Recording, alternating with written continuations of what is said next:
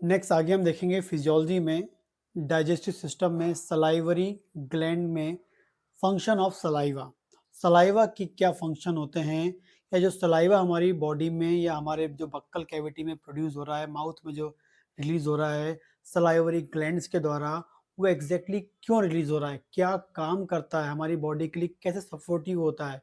इसके पहले आपने मेरी इंट्रोडक्टिव क्लास देखी होगी, इसमें बताया था मैंने आपको कि डाइजेस्टिव सिस्टम जो है वो दो पार्ट से बना होता है, डाइजेस्टिव ट्रैक्ट एंड उसके साथ रिलेटिव ग्लैंड्स होती है। उसमें से एक इंपॉर्टेंट ग्लैंड्स होती है सलाइवरी ग्लैंड्स, जो आपकी बॉडी के अंदर इंपॉर्टेंट फंक्शन को करने के लिए रिस्पॉन्सिबल होती है। ठीक है, तो पहले हम बात करते हैं फर्स्ट जो है डाइजेस्टिव फंक्शन। सलाइवा का जो है फर्स्ट है डाइजेस्टिव फंक्शन, कैसे वो हमारी बॉडी में, मतलब जो सलाइवा आपकी माउथ में या बक्कल कैविटी में जो प्रोड्यूस हो रहा है सलाइवरी ग्लैंड्स के द्वारा, पैरोटिड ग्लैंड, सबलिंगुअल ग्लैंड, सब मैक्सिलरी ग्लैंड, मैक्सिमम कहाँ से प्रोड्यूस होता है, सब मैक्सिलरी ग्लैंड से।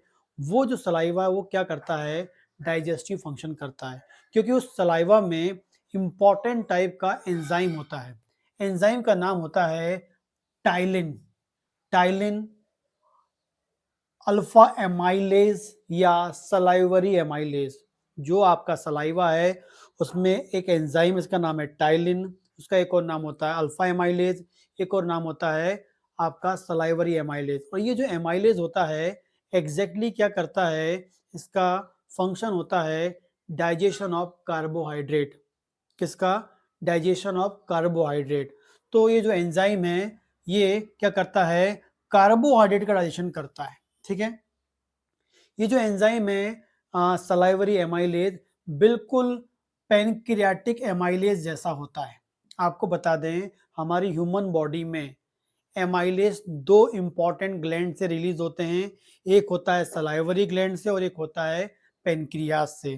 सलाइवरी ग्लैंड से निकलने वाले एमाइलेज को हम क्या बोलते हैं, सलाइवरी एमाइलेज बोलते हैं, एंड पेनक्रियास से निकलने वाले को हम बोलते हैं पेनक्रियाटिक एमाइलेज। दोनों बिल्कुल सिमिलर होते हैं और दोनों का काम क्या होता है, कार्बोहाइड्रेट को डाइजेस्ट करना। अभी मैं आपको आगे बताऊंगा।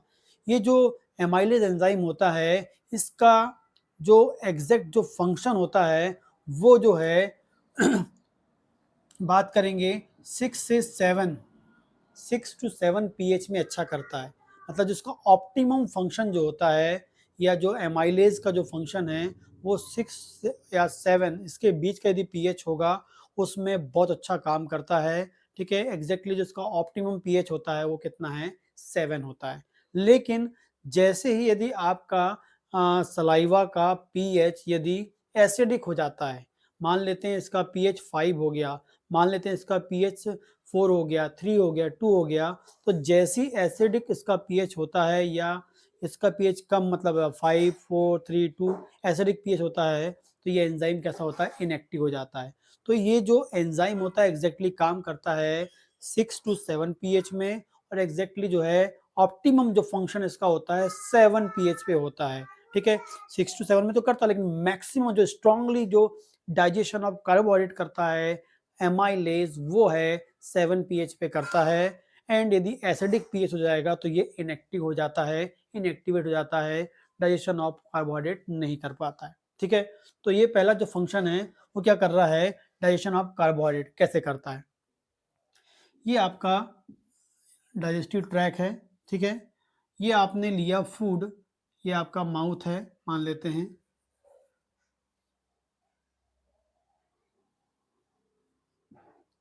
ठीक, ये आपने फूड लिया और यहाँ पर क्या हुआ, अल्फा एमाइलेज रिलीज हुआ।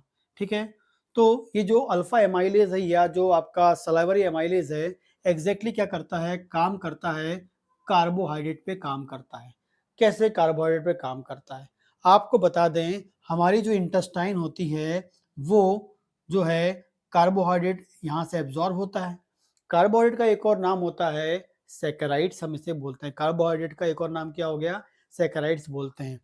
और ये जो कार्बोहाइड्रेट मतलब सैकराइड्स जो हैं ये होते हैं पॉलीसैकराइड्स, डाइसैकराइड्स, मोनोसैकराइड्स, इस वैरायटी में होते हैं। ठीक है, लेकिन जो हमारी आते होती हैं वो सिर्फ क्या करते हैं, मोनोसैकराइड्स को ही एब्जॉर्ब करते हैं। मतलब ऐसे कार्बोहाइड्रेट के मॉलिक्यूल जो मोनोसैकराइड होते हैं, मतलब ऐसा कार्बोहाइड्रेट जो कार्बोहाइड्रेट का जो मॉलिक्यूल जो है मोनोसैकेराइड का होगा, या हम जिसे बोलेंगे सिंगल यूनिट या मोनोसैकेराइड होगा, वो ये एब्जॉर्ब होता है हमारी आंतों से।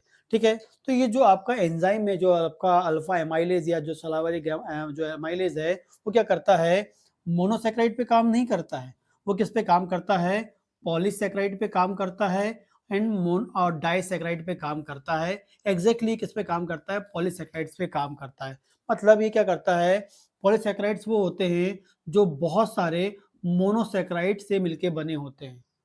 बहुत सारे मोनोसैकेराइड आपस में जुड़ जाते हैं और वो क्या फॉर्म करते हैं, पॉलीसैकेराइड फॉर्म करते हैं। ठीक है, इसका एग्जांपल हम ले लेते हैं, आपका राइस, चावल। ये जो आप चावल खा रहे हैं वो एग्जैक्टली क्या है, एक पॉलीसैकेराइड है। हमारी बॉडी चावल को नहीं मानती, हमारी बॉडी सिर्फ इसको मानती है, न्यूट्रिएंट्स को रीड करती है। तो जो हम चावल खा रहे हैं वो पॉलीसैकेराइड है, मतलब बहुत सारे मोनोसैकेराइड्स का बना है। और एग्जैक्टली कौन से मोनोसैकेराइड का बना है, वो ग्लूकोज। मोनोसैकेराइड कौन सा है, वो ग्लूकोज। बहुत सारे ग्लूकोज के मॉलिक्यूल का बना है।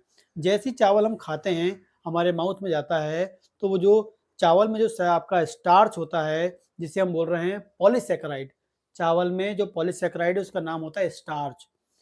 चावल में जो कार्बोहाइड्रेट है वो कैसा है, पॉलीसैकेराइड नेचर का होता है। या जो कार्बोहाइड्रेट है वो पॉलीसैकेराइड नेचर का है। एग्जैक्टली पॉलीसैकेराइड नेचर वाला जो कार्बोहाइड्रेट है उसका नाम क्या है, स्टार्च। जो हम स्टार्च खाते हैं वो पॉलीसैकेराइड है, बहुत सारे ग्लूकोज से बना हुआ है। तो वो उस पॉलीसैकेराइड को हमारी आंतें एब्जॉर्ब नहीं कर पाती।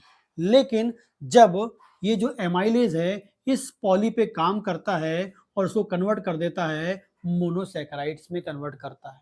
ठीक है, क्या में कन्वर्ट करता है, मोनोसैकेराइड्स में कन्वर्ट करता है। और यहाँ से ये ब्रेक होते होते होते कार्बोहाइड्रेट आता है और जब आंतों में पहुंचता तो यहाँ पर मोनोसैकेराइड में कन्वर्ट हो जाता है और फाइनली हमारी बॉडी द्वारा एब्जॉर्ब कर लिया जाता है। ठीक है, ऐसे बहुत सारे आप कॉम्प्लेक्स कार्बोहाइड्रेट खाते हैं, मतलब बहुत सारे आप पॉलीसैकेराइड्स खाते हैं जो आपकी बॉडी में जाने के बाद मोनो में कन्वर्ट होते हैं। और किसकी हेल्प से, अल्फा एमाइलेज या सलाइवरी एमाइलेज के द्वारा। इसे ही हम बोलते हैं डाइजेशन ऑफ कार्बोहाइड्रेट। मतलब कार्बोहाइड्रेट का कॉम्प्लेक्स मॉलिक्यूल पॉली को मोनो में तोड़ना ही डाइजेशन कहलाता है। यही कहलाता है डाइजेशन ऑफ कार्बोहाइड्रेट कहलाता है। इस तरीके से काम करता है हमारा एमाइलेज। ठीक है, आगे हम बात करेंगे लिंगुअल लाइपेज। जो लिंगुअल लाइपेज होता है ये सलाइवा में प्रेजेंट होता है, मतलब लाइपेज जो होता है, ये जो एंजाइम है इसकी इंपॉर्टेंस उतनी ज्यादा नहीं होती है comparison alpha amylase. Alpha amylase बहुत इंपॉर्टेंट एंजाइम है सलाइवरी ग्लैंड का, जो कार्बोहाइड्रेट का मेटाबॉलिज्म कर रहा है। लाइपेज जो है ये उतना इंपॉर्टेंट नहीं होता है, लेकिन इसका काम होता है, लाइपेज का मतलब है ये डाइजेस्ट करता है किसको, फैटी मतलब लिपिड्स को, फैट को डाइजेस्ट करने वाला। जैसे हमारी बॉडी में कार्बोहाइड्रेट के कॉम्प्लेक्स मॉलिक्यूल होते हैं उसको मोनो में कन्वर्ट करता है, वैसे ही ये जो लाइपेज होता है ये लिपिड को डाइजेस्ट करता है, तोड़ता है स्मॉल फैटी एसिड्स में। और ये स्मॉल जो फैटी एसिड्स हैं वो आपके जो फैटी एसिड्स हैं ये आपके हाथों से एब्जॉर्ब होते हैं। तो जो कॉम्प्लेक्स या जो बहुत सारे जो फैटी एसिड से मिलकर बना हुआ जो फैट हमारी बॉडी में आता है उसको तोड़ेगा, फैटी एसिड बनाएगा, वो एब्जॉर्ब हो जाएंगे। तो लाइपेज का काम है लिपिड को तोड़ के फैटी एसिड में कन्वर्ट करना, और सलाइवरी एमाइलेज का काम है कॉम्प्लेक्स कार्बोहाइड्रेट को या पॉलीसैकेराइड को मोनोसैकेराइड में कन्वर्ट करना। तो ये दो इंपॉर्टेंट काम करता है। लेकिन जो लाइपेज बताया मैंने आपको उतना इंपॉर्टेंट नहीं होता है। ये सिर्फ क्या करता है, ये ट्राइग्लिसराइड मतलब जो आपका फैट है या जो कोलेस्ट्रॉल उसको डाइजेस्ट कर रहा है। और एग्जैक्टली वो जो टंग की जो सीरस ग्लैंड है वहां से निकलने वाला जो थोड़ी सी मात्रा में निकलने जो ट्राइग्लिसराइड है उसको डाइजेस्ट करता है। लेकिन हम जो फूड में जो हम अपने खाने में जो ऑयल या जो फैट ले रहे हैं उसको डाइजेस्ट करने में इसका रोल ज़्यादा नहीं होता है। ये ऐसा ही एक एंजाइम आपके दूसरी जगह से मिलता है, आगे जाके हम लोग देखने वाले हैं। ठीक है, तो इस तरीके से डाइजेशन का फंक्शन करता है। आगे बात करेंगे प्रोटेक्टिव फंक्शन। सलाइवा हमारी बॉडी को प्रोटेक्ट करता है। कैसे प्रोटेक्ट करता है, सलाइवा में क्या होती हैं, एंटीबॉडीज होती हैं एंड इसे हम बोलते हैं इम्यूनोग्लोबुलिन्स। क्या बोलते हैं, एंटीबॉडीज बोलते हैं या इम्यूनोग्लोबुलिन्स बोलते हैं। ये जो होती हैं ये क्या करती हैं, प्रोटेक्ट करती हैं अगेंस्ट माइक्रो ऑर्गेनिज्म। जैसी माइक्रो बॉडी में जाता है ये एंटीबॉडी उसको बाइंड करती हैं, उससे जुड़ जाती हैं, उसको किल कर देती हैं। तो एंटीबॉडीज का काम ही होता है। दूसरा इसमें होता है लाइसोजाइम। ये भी इंपॉर्टेंट काम करता है जो हमारी बॉडी को माइक्रो ऑर्गेनिज्म बचाता है। यदि आपने कोई खाना खा रहे हैं, कंटामिनेटेड फूड खा लिए और फूड जैसे आपकी बॉडी में जाएगा, यदि उसमें बाई चांस बैक्टीरिया होंगे, माइक्रो ऑर्गेनिज्म होंगे, तो उसको क्या करेगा, लाइसोसोम भी डिस्ट्रॉय कर देगा एंड एंटीबॉडी भी डिस्ट्रॉय कर देंगी। इस तरीके से आगे इन्फेक्शन हमारे पेट में नहीं पहुंचेगा और हमें डिजीज होने से हम बच पाएंगे। ठीक है। इसके अलावा आपको इंपॉर्टेंट बता दूं, बिफोर वॉमिटिंग क्या होता है, जब आपको वॉमिटिंग होती है, तो वॉमिट में क्या होता है, आपके जो पेट का जो जो आपके स्टमक में जो फूड होता है वो वॉमिट के द्वारा बाहर निकलता है। जब आपके स्टमक से जो फूड बाहर निकलेगा, उस फूड में बहुत सारा HCl होता है, क्योंकि जैसे आपका खाना जाता है वो HCl वहां निकलता है, HCl से मिला होता है। अब जो HCl होता है उसका जो pH होता है लगभग लगभग होता है 2, हाईली एसिडिक होता है। और वो जो पीएच वाला जो फूड है, जैसे आप उल्टी करेंगे तो बाहर आएगा, जब वो बाहर आएगा, यहाँ से आपका बाहर आएगा, तो यहाँ की जो म्यूकोसा होती है उसको क्या कर देगा, वो डैमेज कर सकता है, क्योंकि हाईली एसिडिक है। क्योंकि यहाँ की जो म्यूकोसा है वो उसके लिए जो जो 2 pH वाला जो एसिड है बहुत डेंजरस है, उसको जला देगा, डैमेज कर देगा, सेल को डिस्ट्रॉय कर देगा, म्यूकोसा मेम्ब्रेन को डैमेज कर देगा। तो जो सलाइवा होता है, जैसे ही आपका वॉमिटिंग की टेंडेंसी होती है, वॉमिटिंग आपको आता है, तो लार्ज नंबर में ऑटोमेटिकली सलाइवा प्रोड्यूस होने लगता है। जब लार्ज नंबर में सलाइवा प्रोड्यूस होता है, तो सलाइवा जो है आप उसको अंदर की ओर ऑटोमेटिकली हमारी बॉडी करती है, उसको अंदर की ओर निगल लेती है, सॉलो करती है।